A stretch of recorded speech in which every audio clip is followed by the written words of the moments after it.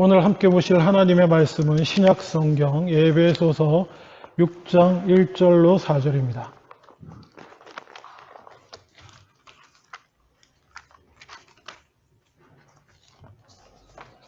에베소서 6장 1절로 4절. 제가 가진 성경으로는 신약성경 316페이지입니다. 에베소서 6장 1절에서 4절. 제가 봉독합니다. 자녀들아, 주 안에서 너희 부모에게 순종하라. 이것이 옳으니라. 내 아버지와 어머니를 공경하라. 이것은 약속이 있는 첫 계명이니 이로써 네가 잘되고 땅에서 장수하리라. 또 아비들아, 너희 자녀를 노엽게 하지 말고 오직 주의 교훈과 훈계로 양육하라. 아멘. 오늘은 교회적으로는 어버이 주일로 지킵니다. 그리고 또 이 북미주에서는 아마 마더스데이로 지키고, 그렇죠? 파더스데이 따로 있죠? 마더스데이로 지킵니다. 마더스데이가 왜 생겼냐, 기원에 대한 얘기가 여러 가지가 있지만은 보통 이 북미주 쪽에서는 20세기 초에 1907년인가 8년쯤에 필라델피아의 에나 자비스라는 여성의 노력으로 이게 시작됐다고 합니다. 참고로 이 여자분은 자기 교회에서 어머니를 기리는 주일을 5월 달에 지키고 있었다고 해요. 그러니까 사실 정확히 말하면 어머니 날, 어버이 주일은 사실 교회에서 먼저 시작한 겁니다. 근데 그거를 생각하면서 이 미주 전체에 어머니 날을 지키자라는 캠페인을 이 여자분이 시작을 한 거예요. 근데 보통 한국에서는 어머니날이나 어버이날 하면 딱 떠오르는 단어가 하나 있습니다. 그게 뭐죠? 예를 들어 충과 효 중에 어느 거겠습니까? 효. 우리 한국에서는 어버이 주일 이렇게 해서 지킨다라고 하면 딱 떠오르는 단어가 효도하라는 거구나. 어버이 주일을 맞이해서 효도해야지. 그래서 이민 와서 마더스데이를 또 생각할 때도 같은 개념으로 생각합니다. 마더스데이, 캐나다인들도 북미주도 똑같나 보네.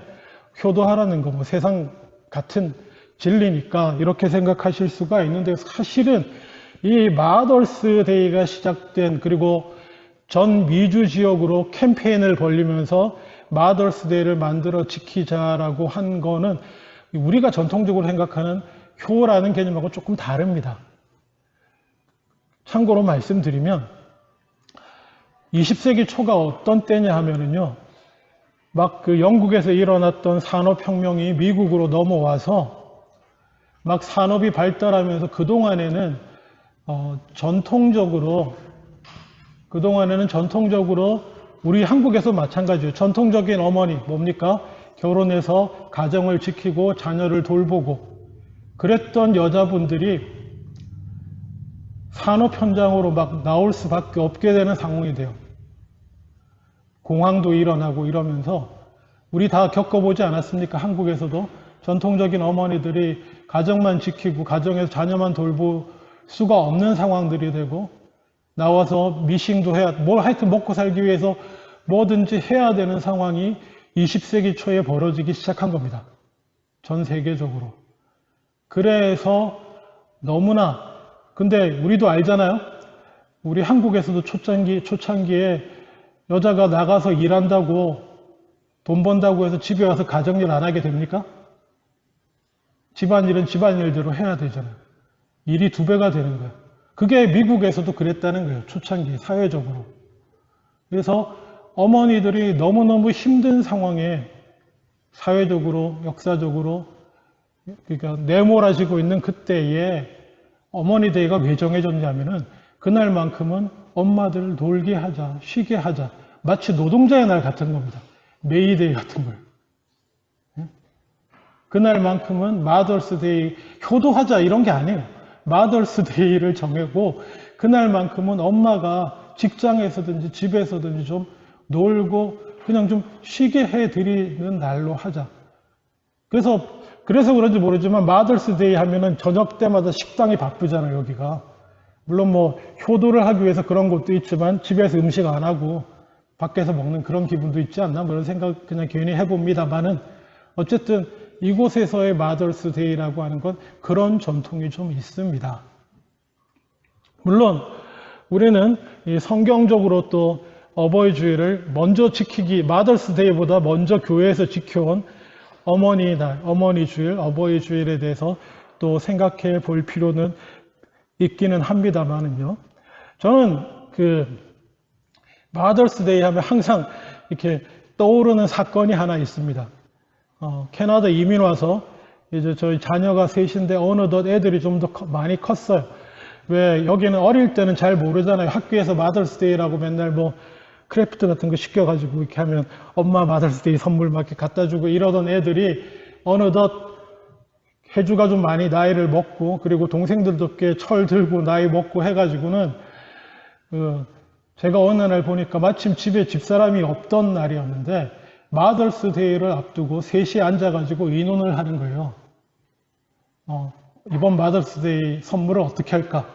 뭐 그런 얘기를 하는 것 같아요. 그래서 뭐 네가 얼마 내라, 용돈 얼마 내고 뭐 세원이는 용돈 안 받고 아직 어리니까 뭐 너는 뭐만 해라 뭐 이런 비슷한 얘기를 지들끼리 막 마더스 데이 선물에 대한 얘기를 하다가 그때 훈이였나? 저희 둘째 가운데 큰아들이자 둘째 훈인가 해준간 잘 모르겠는데 저는 이 주방 쪽에 있었거든요. 나를 딱 보더니 아빠는 뭐 하실 거예요? 그러는 거예요. 그래서 순간 내가 뭐 해야 되나? 그래서 야 마더스 데이거든. 너네 엄마 나 내 엄마 아니거든. 그렇게 농담 반 애들의 약간 좀 당황한 눈빛으로 봤던 기억. 그때가 마더스 데이만 되면 그날이 생각납니다. 지금 생각해보면 뭐 저도 마더스 데이 집사람한테 선물해도 크게 문제는 없을 것 같다는 생각이 들긴 합니다만은 어쨌거나 그렇습니다. 집안에서 어머니로서 아마 다들 수고하시고 고생하셨는데 이 마더스 데이만큼은 뭐 좀 쉬실 수 있으면 좋겠네요. 쉬실 수 있으면 좋겠습니다. 자, 오늘 본문에 들어가 보겠습니다. 에베소서 6장 1절에 너무나 한국에서 교회 생활하시면 어버이 주일 되면은 늘 등장하는 본문 중에 하나입니다. 거의 외우시지 않았습니까? 자녀들은 어떻게 해야 돼요? 부모한테? 자녀들은 부모를 공경하고 그리고 또 공경의 표현이 무엇입니까? 그 말씀에 순종하는 것이죠. 어버이 주일에 보니까 여기 어버이 되시는 분들도 있고 자녀 되는 분들도 있는데 자녀 된 여러분들은 성경은 이렇게 가르칩니다. 자녀들아 주 안에서 너희 부모에게 순종하라. 이것이 옳다. 부모에게 순종하는 것, 부모의 말씀을 듣는 것이 옳은 일이다. 무슨 얘기냐면 하나님 뜻에 합당하다는 뜻입니다. 옳다라는 것은 성경적으로 그리고 크리스찬에게 옳은 것이 무엇이냐고 누군가 묻는다면 이렇게 말해야 합니다. 하나님이 옳습니다. 선한 것이 무엇이냐고 물으면 하나님이 선입니다. 그게 정답이에요. 그건 참고로 알아두시고요. 그래서 하나님이 우리에게 주신 말씀이 옳은 것이고 하나님이 우리에게 주신 말씀이 선한 것이고 그런 거예요. 옳고 그름의 기준이 다른 데서 찾으면 안 됩니다. 선하고 악한 것의 기준도 그리스도인들은 다른 데서 찾지 않습니다. 어떤 위대한 사람에게서 찾지도 않고 어떠한 위대한 사상이나 철학에서 찾지도 않습니다. 그래서 그리스도인들은 어느 것에도 얽매이지 않는 사람입니다. 지난주에 하나님을 사랑한다라는 말씀을 가지고 하나님 사랑하기를 가르치라는 말씀을 나눴었는데요. 거기에 핵심도 그겁니다. 그리스도인들은 자녀들이 그 어떤 것에도 얽매이지 않게 가르쳐야 됩니다. 하나님만 빼고요. 심지어 부모인 나에게도 얽매이지 않게 가르쳐야 됩니다. 자유를 누리게 하나님에게 매이는 하나님의 말씀에만 매이는 그리고 그 사랑에만 매이는 자녀를 매일 수 있는 그 믿음의 자녀가 되게 해줘야 됩니다. 어쨌든 옆으로 좀 갔지만 자녀들은 그런 의미에서 여러분, 하나님의 말씀을 들으십시오. 하나님의 말씀은 부모에게 순종하라는 것입니다. 그것이 하나님의 뜻입니다. 그리고 두 번째, 내 아버지와 어머니를 공경하라. 예, 순종한다는 것은 종자 들어가는 단어에 그 뉘앙스가 다른 단어들이 많이 있습니다. 순종 말고 우리 종자 들어가는 다른 단어 생각해 볼 수 있는 게 뭐가 있을까요? 따른다는 의미의 복종도 있고요. 그렇죠? 복종도 있고 또 뭡니까? 굴종도 있어요. 근데 하나님이 우리에게 요구하시는 것. 그리고 하나님이 부모에게 요구하는, 자녀들이 부모에 대해서 하는 자세로 요구하는 것은 다 순종입니다. 순종에는 뭐예요? 순종은 무엇입니까? 자원하는 마음으로, 기쁨으로라고 하는 뜻이 담겨 있고요. 그 순종에는 공경이 전제될 때에 순종하는 마음이 되는 것입니다. 이러면 조금 고민이 될 텐데요. 어떤 자녀는 이렇게 생각할 수도 있습니다. 부모님을 공경하기는 좀 어려울 것 같은데요 라고 말할 수도 있습니다. 제 부끄러운 과거를 한 가지 고백하자면 제 중학교 시절이에요. 제가 생각해 보니까 저도 중2병이 좀 있었던 것 같습니다. 중학교 시절에 교회에서 부흥회가 있었어요. 부흥회인지 뭐 가정의 달 행사인지 강사분을 초청하고 부모님에 관한 얘기를, 부모님 공경하는 거에 관한 얘기를 막 강사분이 하셨던 것 같은데 저는 그때 아마 중3쯤 됐던 것 같아요. 그때 그 자리에 참여하고 있었는데 막 진행을 하다가 강사분이 부모님을 공경해야 된다 막 이런 얘기를 하면서 그 자리에 아마 제가 앞에 있었던 것 같은데 앞에 있던 저를 보시면서 자네는 부모님을, 아버지를 공경하는가 뭐 이렇게 존경하는가 뭐 이렇게 하길래 제가 뭘 했을 것 같습니까? 아니요. 저는 아버지를 사랑합니다. 그랬던 기억이 있어요. 이거 실화입니다. 지금 생각하면 너무 민망한데 그 순간적으로 인간적인 아버지의 모습들이 떠오르면서 내가 존경은 못해도 그래도 사랑한다 아버지 사랑합니다. 그런 마인드였던 것 같아요. 부끄러운 고백입니다. 지금 생각해보면 제가 아버지가 되고 보니까 아버지는 충분히 존중받고 공경받아 마땅한 분이셨어요. 그때는 제가 중학생이라 그랬던 것 같은데요. 그만큼 하기도 힘든 거였다. 제가 아버지가 되고 보니까 그렇습니다. 공경하라고 말씀하시고요. 이게 참 하나님께서도 대단히 하나님이시니까 당연히 지혜롭고 현실적이신 분이신데 그래서 부모를 공경하는 데 대한 약속을 주시는데 그게 뭐냐 하면 잘 되고 땅에서 장수한다. 이게 부와 장수예요. 여러분 솔직히 가슴에 손을 얹고 가장 꿈꾸는 게 뭡니까? 돈하고 건강 아니에요? 재물과 건강. 저는 아니라고 감히 말할 수 있는지 잘 모르겠습니다만은 부귀 영화 뭐 여러 가지 있지만 현대인들 딱 보면 옛날도 마찬가지입니다. 돈 많고 건강한 거. 근데 하나님이 그걸 어떤 때 주시겠다고 말하세요? 부모를 공경하면 네가 잘 되고 그리고 장수하게 된다. 사람들이 정말 속으로, 겉으로는 안 그런 척하지만 속으로 가장 강렬하게 원하는 것을 꼭 집어가지고 다른 거 여러 계명이 있잖아요.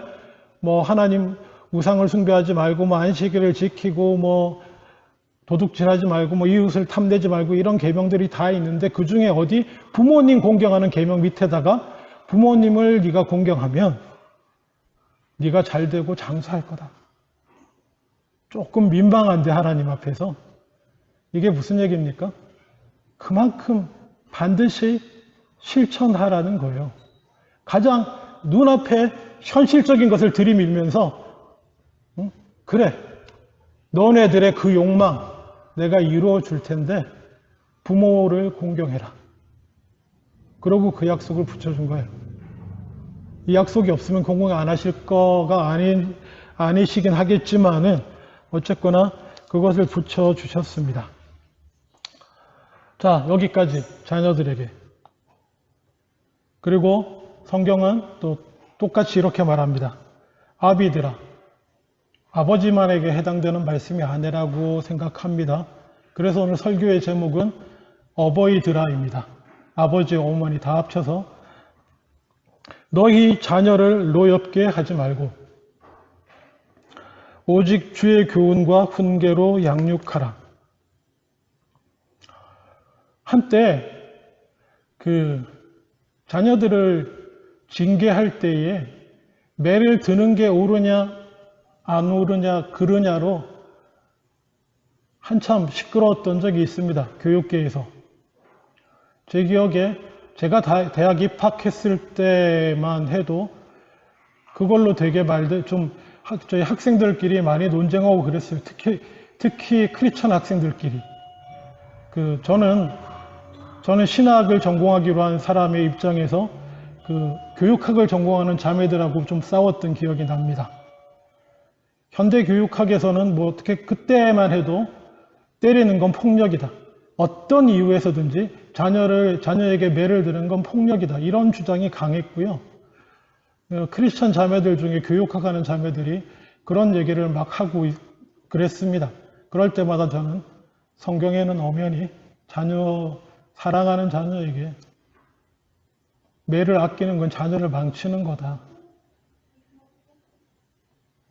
그건 매를 절대로 들면 안 된다는 얘기는 현대 인본주의자들이 주장하는 그 철학적 사조에 따른 교육 방침일 뿐이다. 그들의 주장은 기본적으로 인간은 선하다. 선하기 때문에 그 안에 선함을 잘 키워주면 된다. 성경적으로는 헛소리입니다.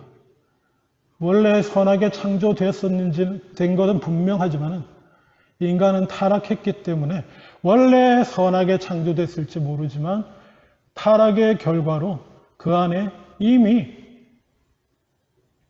이기적인 욕망이 태어날 때부터 존재합니다. 그래서 자식을 사랑할수록 매를 아끼지 말라고 했고요. 그래서 저도 다짐했습니다.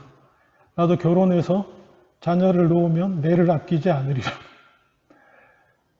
근데 말입니다. 저 매를 거의 든 적이 없습니다. 자, 우리 딸내미는 제가 한 번도 때린 적이 없고요. 집사람이 때렸는지 모르지만 저는 한 번도 딸을 때린 적은 없고요. 그리고 우리 막내도 아빠한테 맞은 적 한 번도 없지. 그렇죠? 저한테 맞은 놈 딱 한 명 있습니다. 우리 집에. 우리 큰아들. 딱 한 번 때렸어요. 딱 한 번. 주의 교훈과 훈계로 본을 보이며 가르쳤는데 그게 안 되는 긴급한 상황에서 딱 한 번 매를 든 적이 있습니다. 그때가 언제냐면 집사람이 세연이 가졌을 때인가 그래요. 세연이 가지고서는 그때 병원에 오래 있었습니다. 병원에 있고요. 저는 그때 서리에서 빌라델비아 교회에서 부목사를 하고 있었고요. 거의 월요일부터 주일까지 거의 쉬는 날 없이 제가 풀타임 부교육자였기 때문에 항상 교회 제일 먼저 나가서 새벽기도 전에 문 열고 다 준비하고 담임 목사님 오실 거 하실 거 준비 다 해놓고 끝날 때는 또 다 마무리하고 담임 목사님 가시고 다 전도사들 부교육자들 퇴근하는 거 보고 문 닫고 집에 오고 이러는 제가 그런 입장이었는데 그래서 집사람이 병원에 있는 동안 제가 어떻게 해야 됐냐면은 혜주는 첫째 딸은 이제 학교를 가니까 걔는 학교에 넣어놓고 세연이는 둘째는 훈이는 이제 여름이었던 것 같아요. 여름에 어떤 다른 캠프인가 프로그램 이런 데를 보내야 됐어요. 하여튼 상황이 둘 다 캠프인지 잘 모르겠어요. 그래서 그렇게 보내놓고 그것도 일찍 보내놓고 저는 교회로 출근을 해야 됐어요. 근데 잘 가더니 갑자기 아침에 다 준비시켜갖고 이제 가려고 그러는데 훈이가 안 가겠다고 뻗대는 거예요. 출근 시간은 다가오고 아무리 어떤 얘기를 해도 안 듣고 안 가겠다고 얘기가 뻗대는 거예요. 처음으로 매를 들었습니다. 아빠도 한 번도 때린 적 없는데. 엄마는 병원에 가 있고 아빠는 일하러 가야 되고 아무도 돌봐줄 사람이 없는데 누나는 학교 가니까 되는데 너는 캠프를 가야 되는데 네가 안 간다고 우겨서 될 일이 아니다. 그리고 때렸습니다. 안 때리다가 때리니까 효과가 확실하더라고요. 딱 2대 때렸는데 간다고 그러더라고요. 그래서 갔습니다. 예. 하여튼 제 기억에 자녀를 때려본 적은 딱 그때밖에 없어요. 또 있는지 모르겠지만 하여튼 결정적으로 때린 적 다들 기억은 그것밖에 못하고 있더라고요. 아마 그것뿐일 겁니다. 때리는 게 문제가 아닙니다. 문제라면 안 때리는 게 문제인데 때릴 때 어떻게 해요? 자녀가 노엽지 않게 때려야 됩니다. 노엽지 않게 때린다는 건 뭡니까? 법대로 때리는 겁니다. 막 감정이 폭발해가지고 그냥 인정사정 없이 머리부터 발끝까지 내 손 닿고 발 닿는 대로 막 때리면 그야말로 그건 폭력이에요. 가능하면 뭐 잘 아시겠지만 이런 게 좋습니다. 아빠는 3번 경고하는데 그 3번 경고에도 안 들으면 너를 때리겠다. 매로 몇 대를 때리겠다. 이렇게 정해놓는 게 좋습니다. 그리고 분명히 이유를 설명하고 아빠가 화나서 아빠가 감정이 막 통제가 안 돼서 분풀이 하는 것처럼 되면 안 됩니다. 엄연한 공정한 징계여야 됩니다. 그게 성경에서 말하는 매를 든다는 의미고 그게 자녀를 노하게 하지 않는 겁니다. 그렇다고 맨날 매를 들라는 얘기는 아니죠. 그렇죠? 성경은 이렇게 말합니다. 오직 주의 교훈과 훈계로 양육하라. 그 모든 것에 우선되어야 되는 것이 주의 훈계, 주의 말, 하나님의 말씀으로 말로 가르치고 행할 수 있도록 트레이닝 시키고 본을 보이고 하라는 것입니다. 주의 교훈과 훈계로 양육하라. 그런 뜻입니다. 부모의 권위는 어디서 나오냐면 자녀가 권위가 있어야 부모가 권위가 있으면 자녀는 그 부모를 자연스럽게 공경하고요. 공경하다 보면 순종하게 됩니다. 사실은요. 제가 자녀들에게 제일 먼저 부모를 순종하는 것이 하나님 뜻이라고 가르쳤지만 이 모든 것이 순전하게 돌아가기 위해서는 부모가 자녀에 대해서 권위가 있어야 되고요. 그 권위 하에서 자녀는 부모를 공경할 수 있어야 됩니다. 권위는 어디서 올까요? 권위는 뭐 여러 가지 학자들의 얘기가 있습니다만 그리스도인에게 있어서 하나님의 자녀로서의 권위는 하나님의 말씀을 하나님을 믿고 그 말씀을 내가 따르고 순종하고 하는 데서부터 나옵니다. 그럴 때에 내가 전하는 하나님의 말씀이 힘이 있습니다. 근데 말입니다. 자녀들에 대하여 부모가 갖는 권위는 놀라운 것입니다. 여러분, 구약에 선지자라는 직분이 있습니다. 선지자라고 하는 것은 히브리어로는 나비라고 하는 단어가 있는데요. 우리가 뭐 선지자, 예언자 그러면 한자로 풀이해 놓으면 이게 어떤 기분이 듭니까? 선지, 먼저 알고, 먼저 알아서 얘기하는. 그리고 또 뭡니까? 예언자, 그럼 마치 미래를 말하는 것. 그렇죠? 다가올 미래에 대해서 말하는 경우가 많기는 한데요. 선지자, 예언자가 성경에서 말하는 선지자, 예언자는 그런 점쟁이 같은 존재가 아닙니다. 보통 하나님의 말씀이 임할 때 그 말씀이 이제 이스라엘 백성들이 너네가 잘못하고 있는데 회개 안 하면 미래에 내가 이렇게 징계하고 뭐 이럴 거다라는 말씀을 주기 때문에 마치 미래에 대해 얘기하는 사람처럼 보이지만은 정확하게 구약에 있어서 나비, 선지자의 의미는 대언자라고 하는 것에 가깝습니다. 출애굽기 구약 7장 1절에 보면 여호와께서 모세에게 이르시되 볼지어다 내가 너로 바로에게 하나님처럼 되게 하였은즉 내 형 아론이 내 대언자가 되리니 이런 문장이 나옵니다. 여기서 대언자라고 하는 게 나비고요. 나비에 대한 가장 좋은 번역이 대언자입니다. 선지자도 아니고 예언자도 아니고 대언자예요. 그러니까 지금 모세를 하나님께서 바로에게 보내면서 뭐라고 말하냐면 바로 앞에서 모세 네가 하나님처럼 된다. 이런 거를 그렇게 큰 권한을 주신다는 뜻인가 이런 식으로 이해하면 안 돼요. 그게 뭐냐면은 모세가 자기가 말을 잘 못하니까 나가기 어렵습니다. 그렇게 말하니 하나님께서 네 형 아론이 말을 잘하니까 아론을 데리고 가라고 하면서 이 질서를 말해주는 거예요. 바로 앞에서 너는 하나님처럼 될 것인데 아론은 네 형 아론은 너의 대언자가 된다. 이렇게 말하는 거예요. 바로 앞에서 누가 말합니까? 실제로 말하는 사람은 아론이죠. 근데 아론은 누구의 말을 받아서 말합니까? 모세의 말을 받아서 말하는 거예요. 그걸 얘기하는 겁니다. 그 맥락에서. 그러니까 바로 입장에서 보면 대언자는 선지자는 아론이고 근데 그 아론 선지자는 누구의 말을 대언해요? 모세의 말을 대언하잖아요. 하나님 아니지만. 물론 모세는 하나님께로부터 말씀을 받지만 그래서 부모가 자녀에게 하나님의 말씀으로 훈계하고 가르친다고 하는 것은 거의 나비의 위치에 있는 거예요. 말씀의 대언자의 위치에 있는 것입니다. 기억하세요, 여러분. 여러분 별거 아닌 거죠. 그래서 주의 훈계와 말씀에 따라서 교훈으로 훈계해야지. 단순히 그런 문제가 아니고요. 하나님의 말씀을 전하는 사람이 되는 거예요. 어떻게? 내가 성경 말씀을 통해서 하나님의 말씀을 받아서 그리고 내가 읽은 말씀을 삶 속에서 실천하고 경험하는 가운데 내가 쌓아 올린 믿음 위에서 하나님의 말씀을 전하는 거의 여러분은 하나님의 말씀의 대언자예요. 선지자가 되는 것이기에 당연히 권위를 가질 수밖에 없어요. 진정으로 그렇게 하나님의 말씀을 행하고 믿고 전하는 사람은 권위를 가질 수밖에 없습니다. 근데 사실 이거는 목사들 교육할 때 하는 얘기이기도 해요.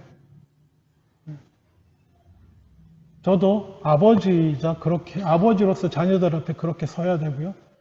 또 목사로서 여러분 앞에 저는 그렇게 서야 됩니다. 여러분도 마찬가지예요. 여러분 자녀 앞에서 하나님 말씀의 대언자로 권위를 가지고 서실 수 있기를 주님의 이름으로 축원합니다. 어버이 여러분들.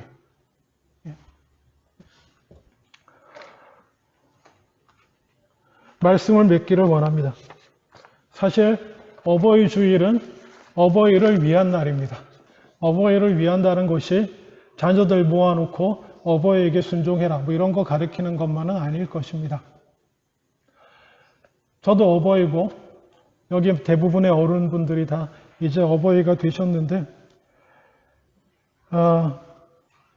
제가 여러분의 자녀들을 쭉 지켜본 바에 의하면 여러분들 가정에서도 어찌하든지 말씀에 순종하며 하나님의 말씀대로 자녀들을 양육하고 본을 보이며 살아온 여러분들이라는 거 제가 믿습니다.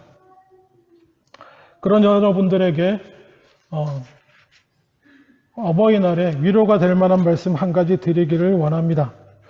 위로가 되실지 모르지만 시편 71편 16절 이하 말씀을 제가 읽겠습니다. 내가 주 여호와의 능하신 행적을 가지고 오겠사오며 주의 공의만 전하겠나이다. 하나님이여 나를 어려서부터 교훈하셨으므로 내가 지금까지 주의 기이한 일들을 전하였나이다. 하나님이여 내가 늙어 백발이 될 때에도 나를 버리지 마시며 내가 주의 힘을 후대에 전하고 주의 능력을 장래의 모든 사람에게 전하기까지 나를 버리지 마소서. 제가 언제 줬든지 기억은 안 납니다만은 결혼할 때쯤이었던 것 같아요. 이 말씀을 읽다가 울컥한 적이 있었습니다. 자녀도 아니고요. 뭐가 마음에 와닿았냐면 주님, 늙어 백발이 될 때도 나를 버리지 마소서. 주님, 어려서부터 제가 주의 말씀을 배웠고 그래서 사람들에게 전하며 또 가르치고 살아왔고 그리고 이제 자녀들을 주셔서 자녀들에게도 가르치고 그리고 앞으로도 그렇게 살기를 원하는데 주님, 그때 저는 그 선교회 간사 일을 하고 있었던 것 같은데요. 이렇게 선교회 간사가 뭐 하는 사람이냐면 이렇게 복음 전하는 선교단체에 있으면서 선교사 비슷한 거예요. 생활은 어떻게 하냐면은 후원해 주는 분들, 후원자들이 돈 보내주시는 것 같고 살아요. 교회 전도사보다 안 나오는데 사실은 하는데 이 본문을 읽으면서 갑자기 울컥하는 거예요. 평생 하나님 앞에 내 삶을 드리기로 했는데 지금은 내가 아직은 30대고 몸도 건강해서 뭐 이렇게 후원금도 적고 이래도 어찌하든지 뭘 하든지 먹고 살 텐데 백발이 되면 기력도 없어지고 주님의 말씀을 쫓아 어찌하든지 순종하고 살 텐데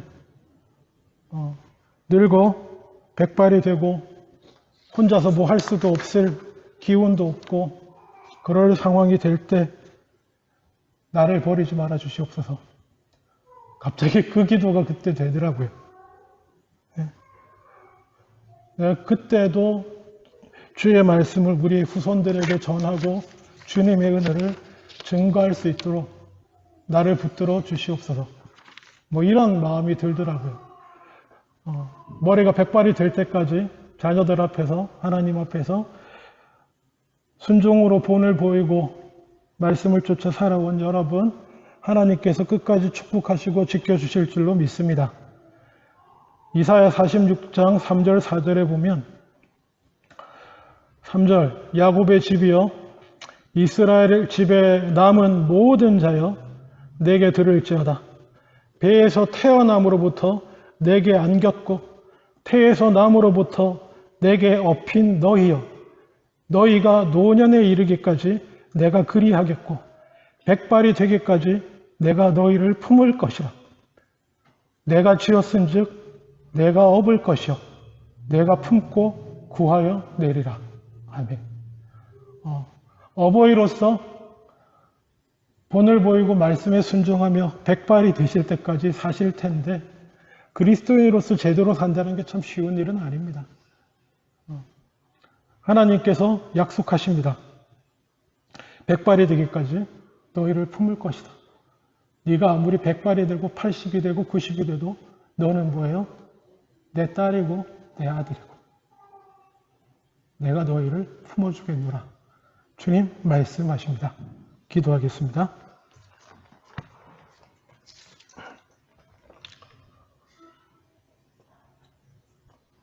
아버지 하나님, 어버이 주일을 지키며 아버지 하나님의 은혜를 기억합니다. 말씀을 쫓아서 자녀들에게 말씀을 전하고 본을 보이고 그 권위를 가지고 끝까지 하나님께 백발이 되도록 마지막 순간까지 주님의 말씀을 전하며 본을 보이며 살아내는 저희들 다 되게 하여 주시옵소서. 감사드리고 예수님 이름으로 기도합니다. 아멘.